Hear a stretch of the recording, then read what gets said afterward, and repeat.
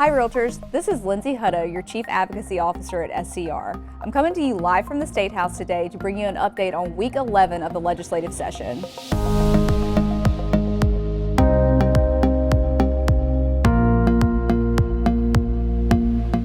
This week, Governor McMaster and Republican leaders in the House and the Senate unveiled a plan to significantly cut the state's income tax. This legislation, H 4126, would decrease South Carolina's income tax from 6.2% to a flat 3.99% by 2026 under a new flat tax system that moves away from the state's current tiered system. Gradually, as key economic triggers are met, the income tax rate would then be reduced further to 2.49%. The goal of the tax reform plan is to maintain competitiveness with our neighboring states, spread out the tax burden equally, and broaden the tax base. Also of note at the State House this week, H 3947, regarding continuing education requirements for non-resident real estate brokers and associates, was given a favorable report by the Senate LCI Committee. The legislation would ensure that continuing education credits for non-residents can be applied towards South Carolina continuing education as approved by the South Carolina Real Estate Commission.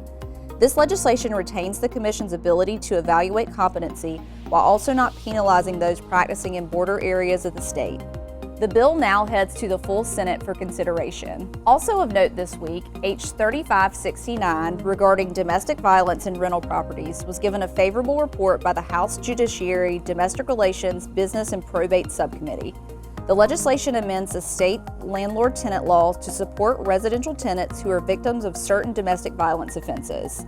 The bill allows protected tenants to terminate their rental agreements within 60 days of a documented qualifying incident without incurring penalties or fees typically associated with early termination.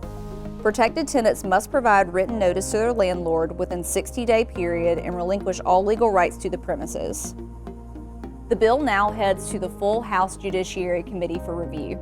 So that's it for this week. Stay tuned next week and in the weeks to come as I provide you an update on all the legislative happenings and issues that impact our industry.